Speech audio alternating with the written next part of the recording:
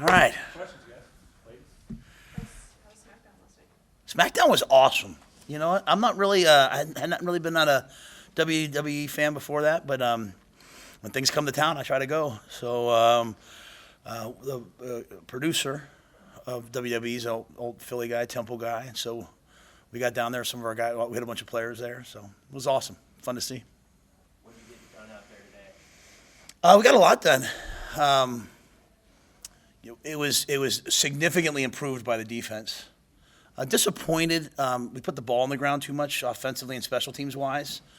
As you install sometimes and put new plays in, guys start to focus on the plays and not the details and the fundamentals, which is kind of my job. Really happy to get out there and scrimmage in that weather. I told the guys on offense, they're in white. I said, hey, you guys, in your mind, you're at Michigan State late in the year and it's cold. On defense, I told the guys, like, hey, you're playing Iowa at home day after Thanksgiving. So, I'm always trying to cast a vision for, everyone kept asking me if we're going to go inside. We're going to go inside. I said, well, if lightning hits, but other than that, we're going to be outside. That's where we play. So I was really happy with their demeanor, the way they attacked it, but just didn't love the fact that the offense put the ball on the ground too many times. A couple times the quarterbacks, a couple times the running backs. Happy that the defense knocked the ball out, though. Special teams, we got some work done. We still have a lot of work to do special teams-wise to get to where we want to be. Had some explosive plays on offense and had some good plays down in the red zone, but overall, I thought the defense was better today than the offense, and the defense was better than it had been the first time, which was good. Our guys on defense are really settling into the system. Were quarterbacks alive today? Yeah, quarterbacks were live. Those kind of issues, where you thought or where you expect you might be with a week left of spring? I think we're further ahead than I thought we would be. You're definitely further ahead. What I would say to you, Mitch, is again, it's the same thing. Everyone understand, if everything's important, nothing's important, right? So you make an emphasis early on ball security and on taking the ball away, and everyone's doing it at a high level. And then as coaches, you watch the tape, and this guy's taking this wrong step. You keep correcting all these little things, and you kind of sometimes forget the big things. And so the things that we say really matter. We won't win at the level we want to win if we turn the ball over, and we will win if we don't turn the ball over, and the vice versa on defense. So for this to be scrimmage too, disappointed again in the offense to fumble the ball. Interceptions are part of the game, but fumbles are controllable, and so a lot of people don't have their quarterbacks live in scrimmages, so the quarterback doesn't turn the ball over, doesn't get hit and fumble. So at least we're getting that work done now, but I wouldn't say it's a major thing, just one of my observations for the day. Any particular place where the big plays are coming from? Yeah, today they came out of the wideout position. Quarterbacks had some nice runs again. Some scrambles. Jeff Sims had a really long zone read type play. Marcus Washington hit a big touchdown catch. So we had some plays like that. But they weren't. We had some explosive plays, not enough. Our running backs had previously been having a lot. We're really doing a much better job tackling and vicing the ball and keeping the ball in. So, the defense, you can see them really taking a step in terms of how fast they're playing. Did you feel that the energy from the first scrimmage, because obviously when you have the first scrimmage, guys are excited, did you feel the energy increase, stayed the same, decrease a little bit? I thought they had great energy. Comparing it to the last one, I don't know that I can do that. I thought they had great energy. There was, a lot of people there today. I mean, the governor, walked out and talked to the team before practice. I mean, that's pretty. You don't get that many places, but you get that at Nebraska. So, I think they had good energy today. I think they were excited to go. I think they were excited for the scrimmage. Yes, I was pleased. How did you come up today from a health standpoint? Yeah, we had two guys that got banged up during the scrimmage. It looked like Judy got hurt early on. I think John, Goodwin got hurt later on, but nothing. I don't think that's major. It looked like they rolled their ankles, so came out of it, I think, pretty healthy. Unless something that comes up to tonight or something. Sorry. Any other injury updates? Everyone that's been out still kind of out. We've had nothing really major. We've got some guys that are banged up. We have a couple guys that I'm sure if we were playing a game this week would have had Ben Scott probably available. Would have had A.J. Allen close to available. I think a lot of those guys will trend to be back this week. Blaze Gunnarson's been back practicing with us, which is good. He's a player I'm really excited about. I like what he does. So I think we're in a good space. The stuff that you mentioned about special teams and needing to be or wanting them farther along, was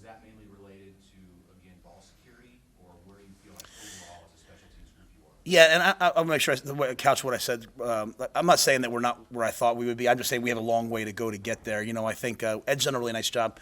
The way we look at special teams is it's we try to teach a lot of fundamentals that carry over to other positions. So a lot of this time of the year we're working 4 or 5 groups and we're working a lot of different techniques and fundamentals. So I'm happy with where we are. I just expect us to be a really good special teams unit. I think it's one of our opportunities to be successful. I think we have a lot of fast guys. I think we have a lot of guys we have a lot of pro football players. Guys want to be pro football players who can be, and so I'm going to expect that they can contribute on special teams. I think the biggest thing is just our field goal operation. We have to continue to hone that and work that so we're consistent in field goals.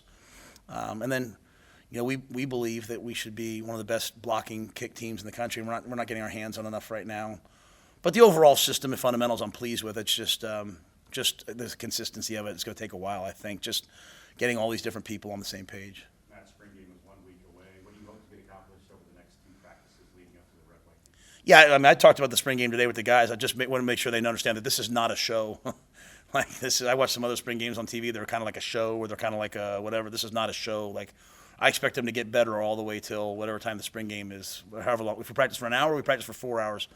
Whenever that's over, that's when they can relax. And that's when the coaches can relax. I expect us to go out there and accelerate, put our foot on the gas pedal this entire week. And, I'm kind of one of those guys, I always have themes, and so just trying to push these themes on the guys of just continuously grinding.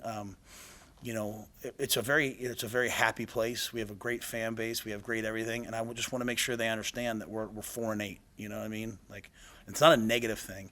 We have to earn the right to say that we're a good team. And we have to fight to be a good team. It's I tell the guys sometimes the hardest thing in the world to do is to stay the heavyweight champion. You fight and grind to get there. You're so hungry to get there. Sometimes when you get there, you relax. I don't want our guys relaxing, and I don't want our staff relaxing, whether that's recruiting, whether that's football.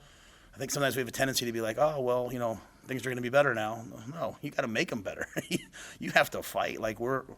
We're not a great team yet. So I want us to be a great team, and they want to be a great team. So I'm just that's my message is man, go upstairs, have some barbecue, go home, enjoy your weekend, go to church tomorrow, do what you do, get your schoolwork done, but find a way to work on some football too, and then come in Monday. So this week is not hey, the spring game's almost here. I expect us to this should be our best week of practice and our best week coaching-wise. I expect our coaches to work harder this week than they have because we're always trying to get a little bit better every day. So that's an important message, I think, for our team. Do you see them growing in that mindset the more you talk to them about it and as you've been with this? Yeah, this group's awesome. Yeah, they're. I mean, it's really hard to buy into a new coach. They can. It's just really hard, right? Because you haven't seen it work. So how do they know what I'm asking them to do is going to work? They don't know that. So it's just these are the teams that I always love, right? This is hopefully I'm here for a long time, and I look back I coached all these guys. I love 2 sets of things. I love the players who buy into what we're asking them to do without any evidence of it working, and I love the recruits who commit to us before we're successful. Those 2 guys always have a special place in my heart, right? Jalen Petrie, I don't mean to talk about it in school, but Jalen Petrie was the lone commit at Baylor when I got there, and he stayed committed to us. And he played for us for 2 years, and then redshirted as a junior. I think he led the NFL rookies this year with 150 tackles or whatever it was and interceptions. He has a special place in my heart because he believed in us when no one else did. And so I really appreciate these guys. They're trying so hard. With all of our craziness, you get into a fight in the scrimmage, and they've got guys running the stadium steps, in the middle of a scrimmage, and they're like, okay, coach, they just do it, man. They're awesome. But we got to get better too. So whereas I hear other schools talking about they can't wait for today, the transfer portal, they can't wait to go out. I can't wait to coach my guys. Let me tell you that. I'm not thinking about anybody else other than this team that's out here. So I appreciate them. They're trying really hard to do all that. There's just a lot of work to be done, but we're way ahead of where I thought we would be. I want to make sure. Sometimes I say things, I think people hear it. I'm so fired up with where we are. We're in a great place. It's just not, I want to win a bunch of games, and they want to win a bunch of games. So we just have to keep accelerating, man. Not to overhype it just because you said he made a play, but Marcus watching it, what have you seen about him this spring? Yeah, I think Marcus is just really a tough guy. He's really a smart football player, and he wants to be good. He just, I'm probably like the fourth head coach he's played for, maybe 3 or 4. I know you guys could probably do them. I mean, I don't know if he played for 2 guys at Texas or 1, and played for Coach Frost, Coach Joseph, me, maybe 5, right? I don't know how many different receiver coaches he's played for. So that's why when I talk about recruiting, I always talk about the stability. I talk about our coaching staff stability. Like, stability breeds success. But I do feel like Marcus is one of those guys who really wants to buy into what we're doing, and he wants to be a part of it. But I love his skill set as a football player. I mean, he can catch the ball. He's physical. Like, he had a long touchdown, but he made a great block on a counter. He cracked the safety, and we had a nice run. He's not one of those guys who's a diva. He's a tough guy, and so if we can just bring him along in the passing game and in the run game and special teams wise, I think he'll have a future in the game. AJ Rollins moving positions. What about his skill set made him well suited for that, and how have you seen him progress? Yeah, I think some guys are just lots of guys can do both. Some guys are just wired to play defense. They're just kind of like they're better when they're going straight ahead. And I like AJ's length. He's got he's a big, tall kid, long kid. He's got power. He's got a natural pass rusher. Some of these guys who played basketball, when you play basketball, you know how your feet move all the time. Great pass rushers, their hands and feet never stop moving. And so AJ has just a natural feel for rushing the passer, runs to the ball, athletic. And I think, playing on offense, he's good. He can play for us at tight end, but he's just very much, okay, I have this assignment. On defense, you get to see him cut loose. Now you're starting to see his personality come forward. So, we've got a nice group of young defensive linemen. Brody Tagaloa's out there playing right now. We moved both those guys from tight end to D-line. And I think those guys will really develop into good players. As much as you learned about the team in the first few weeks of practice, what's something else even this next week that you're still curious about? Yeah, I think the big thing is, I think there's 2 things. Let me say this. I'm anxious to see if they will completely, and I'm probably by me saying this, I'm giving it away, and then they'll do it. But I really want us to be I want them to be the type of team that when I go to a game, the spring game in Nebraska's like like today was about as many people as I've had at most spring games, right? So that I've coached in. So like the spring game here is like a game at most places. So I just really want us to be the same guys on game day as we are at practice, right? And so that can go twofold. Like all of a sudden game day shows up and guys are wearing completely different stuff and it's all about the show, and then you're kind of front runnerish, Or you get to the game and you kind of pause a little bit. You don't play with as much confidence because there's a lot riding on it. I want us to be the type of guys that show up on game day, man, and it's just like a Tuesday, Wednesday practice, and we fly around and we do what we do. And so I think that's one thing. And I think football-wise, we have to continue to accelerate our situational awareness, man. Like we're putting them in a lot of situations. Like we finished today. It was Keith? It was like 9 seconds, balls on the 9, no timeouts. You're down 4, and like they're having to process that real quickly. Like, okay, like how many downs do I have? I have 2 downs, and then we didn't score, and then we had a guy on defense punch a guy on offense, and then it was a flag, right? So, and I won't say who it was, but that happened, right? And so it's not real cool, and I'm not the cool guy, like because the defense thinks they won. I'm like, no, untimed down, right? And I scream at the defense, and I make them run a gas, or the coaches too, and they go sit on the sideline, and then there's 1 play left, and Jeff scrambles around, he hits someone, Marcus, I think, in the end zone for touchdown. And I told the offense, if you score, run right in the locker room. They run right in the locker room, and the defense has to stand there, right? Well, the defense won the day. Right, the defense won the whole scrimmage, but at the end of the day, what they did? They didn't make the play at the end to win it, right? And it wasn't anything physical; it was just mental. Our awareness of the situation, our awareness of doing the right thing, and so I believe that good teams do good things and bad teams do bad things. And most of the world believes good teams have good players and bad teams have bad players. Well, good players do good things, but we have a bunch of talented guys. I just got to keep bringing them along situationally, like where they get, because we're going to be in games this year, man. It's going to come down to the very end. And I don't want our heart rates going through the roof like we're so nervous. I want us to have been there 100 times. So the situational football this week I think can be really fun. I went and practiced against Coach Belichick and saw the way he did it, and so I stole that from him. And so I do it with the guys and just keep throwing different situations at them at different times. And the coaches can barely hear it, and the players are having to communicate to the coaches. So that's a long, long, long answer. But as I told them, I'm kind of a geek, man. I don't have much of a life outside of my family, and I like good food and good restaurants and football. So I literally all I want to do is talk about 6 seconds left on can you get the ball from the 4? Can you get 2 plays? Can you get 1 play? So I have some guys like Casey Thompson standing next to me, and he's just like loving talking with me about the football, right? And so that culture can lead to winning. So this is a really big week for that because one night. Sorry, Keith, I'm going so long. You're good. Right. One, I can always feel you're like, Matt, shut up. The NCAA says 3 days have to be in helmets. So the Thursday before the spring game's always in helmets. Most people use that as like a waste day, right? Well, I'm going to see if I can get us under the lights with the class schedules if possible, but it'll be all situations. We did that a little bit of that last Thursday. It was all different 2-minute, 1-minute situations. And it's not really about winning it. It's about just having guys identified. So this is a huge week for us, right? And what we do that's really cool is it's great to have guys like Sat and Tony as we go in afterwards and we're like, all right, well, 4 seconds left. We called this blitz, or what do we think? Well, I don't have all the answers. We literally watch it and we all talk about it. Like, should we do this? Should we play 3-man rush? So I kind of nerd out this week a little bit because it's all situational football, and that's why I say we're ahead. Because most times I can't usually do this the first year until preseason, and they really don't get it till the second preseason. And these guys get it. It's a credit to their previous coaches that they or either at high school, the staff that was here before where they were, that these guys understand football. When will you make a decision on pregame format then?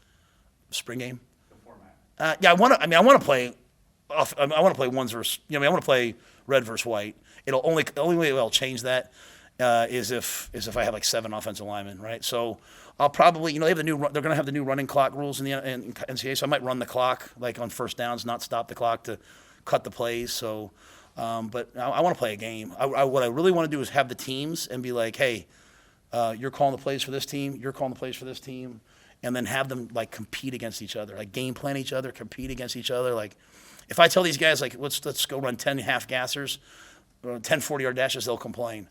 If I say I want to see who the fastest guy is, they'll run 30 to prove that they're the fastest guy. So they love competition. So I'd like to have this be a competition next week. So I'm planning on it being like, that versus that. What I will say is I see a lot of people like they'll put their 1 offense and 1 defense on one team, and they go against the 2s. And I want my 1 offense going against my 1 defense. I want iron sharpening iron. I want my 2 offense going against my 2 defense. So I'll probably put the 1 offense with the 2 defense on one team, the 1 defense with the 2 offense. So that way they're always going against similar groups. So it's a long answer to say I hope we can do that. The only way I'll change it is if we were to have like 7 or 8 O linemen available, I'd have to put them in like a different color jersey and still do the same thing with these guys, but probably have them just rotate as an O line. All right, guys. Good to see everybody.